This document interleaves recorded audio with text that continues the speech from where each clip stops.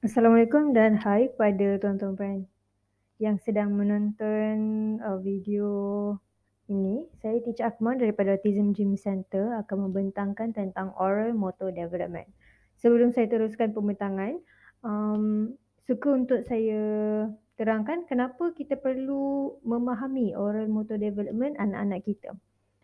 Dengan kita ada ilmu pengetahuan tentang bagaimana oral motor ini develop, kita akan permudahkan urusan anak-anak kita di masa akan datang, which is dari segi untuk diorang punya speech production, and bila kita tahu waktu bila mengikut kesesuaian oral motor mereka, kita juga dapat mengaplikasikan safe swallowing untuk anak-anak, dan juga kita akan dapat membantu kanak-kanak untuk mereka consume various types of food texture, and that is very important untuk kita tahulah bila pada umur berapa-berapa baru kanak-kanak tersebut boleh gunakan food texture yang macam mana. Saya akan teruskan kita punya video dengan oral motor development yang pertama sekali, which is coordination of sucking, swallowing and breathing. Jadi sucking reflex is a primitive ataupun an early method of feeding, which is biasa untuk infant, mereka akan menyusu badan ibu ataupun menyusu formula lah. For the first 8 to 10 months old. Jadi sucking ni dia boleh jadi nutritive ataupun non-nutritive.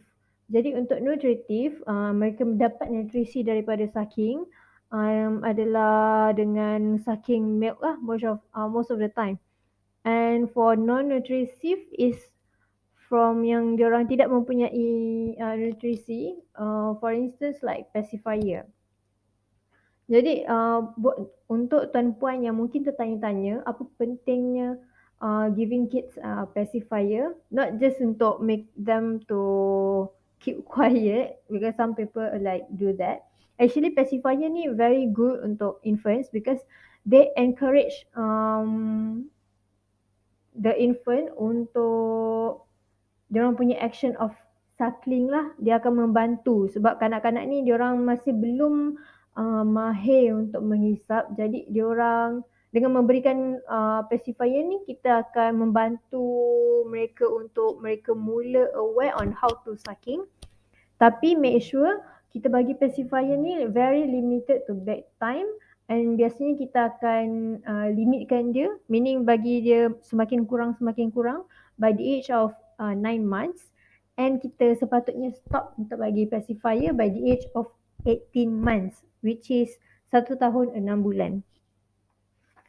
Untuk infant yang premature, biasanya yang lahir umur dia 33 minggu ataupun kurang, kita akan feed dia menggunakan nasogastric tube ataupun NG tube, because they cannot consume any milk from their mouth lah. So kita akan bagi dia nutrisi, which is biasa kita akan feed dia formula menggunakan tube NG.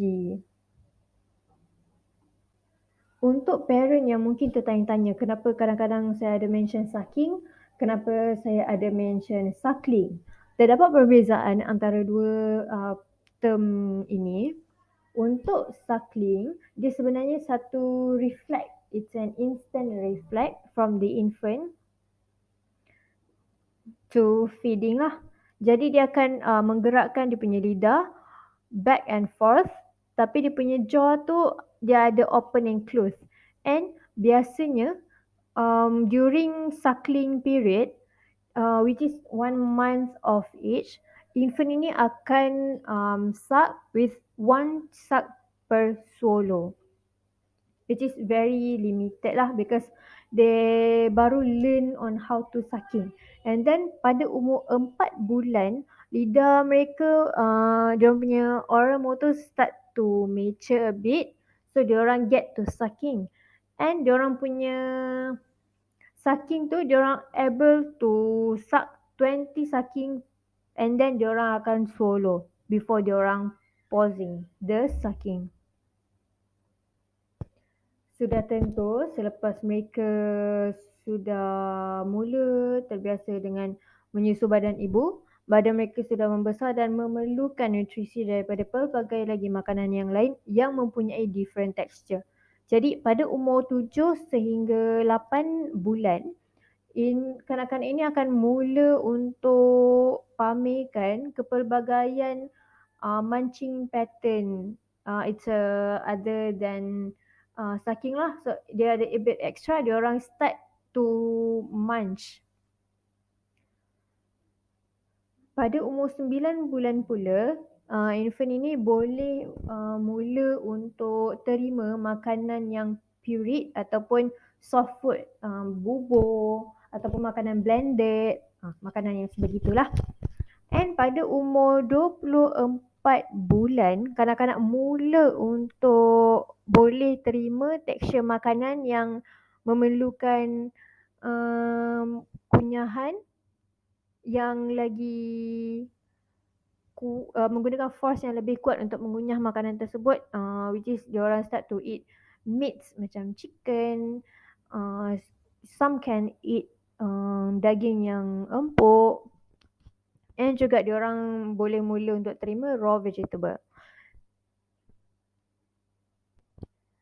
Jadi apa yang saya terangkan dengan secara ringkas di slide yang sebelum ini, saya pamerkan slide dengan development sequence of eating skills, dengan kita pamerkan urutan umur dan juga what types of food yang mereka boleh terima. Dan di sini juga kita akan explain dengan lebih detail menggunakan ayat yang ringkas masih. Kita akan explain daripada setiap developmental tu, macam mana diorang sucking, macam mana diorang swallow, macam mana diorang biting and chewing. Jadi di sini kita boleh bagi rujukanlah untuk para ibu bapa untuk rujuk pada umur berapa, what types of food yang diorang boleh consume, which is anak-anak. Saya akan teruskan membentangkan tentang self-feeding. Suka untuk saya kaitkan dengan diri kita ialah sekiranya kita sudah mula tahu untuk membuat sesuatu perkara, jadi kita akan makin have more interest to do that stuff. Same thing apply to children. Bila diorang sudah mula tahu untuk swallow, menelan, untuk mereka mula menggigit dan mengunyah, jadi mereka sudah semakin kerap untuk try to feed themselves because of the eagerness lah. So daripada 6 bulan, seawal 6 bulan, mereka sudah boleh untuk self-feed sebenarnya. Because diorang have better finger feeding development. Jadi pada umur 6 bulan ni kita boleh mula untuk bagikan anak-anak kita ni untuk makan sendiri, tetapi sekiranya apa-apa jadi kita perlu bersedia untuk membantu mereka. Because during panic kan, diorang baru mula belajar. So we as a parent, as an adult, we need to be there untuk save them. Contoh, mereka sudah boleh mula untuk memegang botol sendiri dan feed themselves to drink by themselves. But if anything happen, macam mereka sudah mula to choke, we as a parent kena ni lah, take the bottle away from them immediately. Because untuk mengelakkan diorang daripada swallow tanpa timing yang betul, dia akan mengakibatkan tercekik.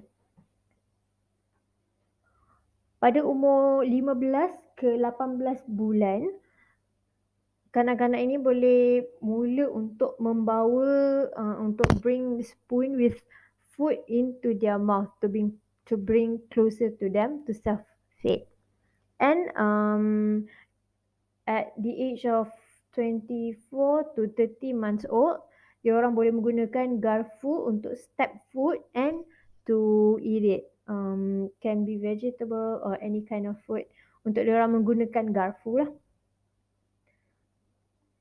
Dan yang paling seronok pada umur 24 sehingga 30 bulan ni, mereka sudah boleh mula untuk menerima pelbagai jenis makanan.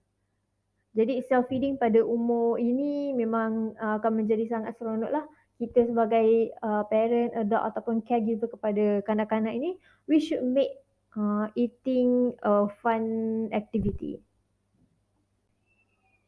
Dan ini saya pamerkan satu jadual developmental continuous in self-feeding yang bermula pada umur 1 bulan sehingga 30 bulan. Jadi di sini kita akan bantu parent untuk tengok pada umur berapa what eating and feeding performance yang kanak-kanak mereka sepatutnya boleh buat.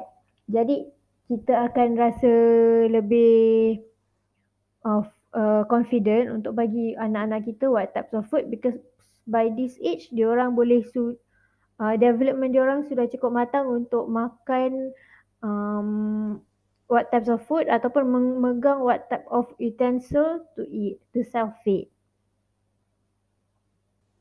Sampai kita ke penghujung video, saya harap dengan adanya sedikit sebanyak input untuk ibu bapa ataupun caregiver for the children tahu tentang oral motor development kanak-kanak anda.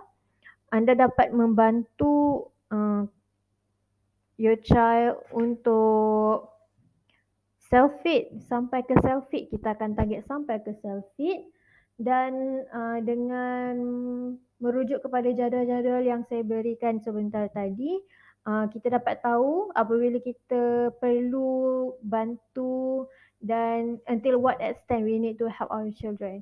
And I hope this video gonna help for you. Thank you for watching. I am Teacher Akmal from Autism Gym Center.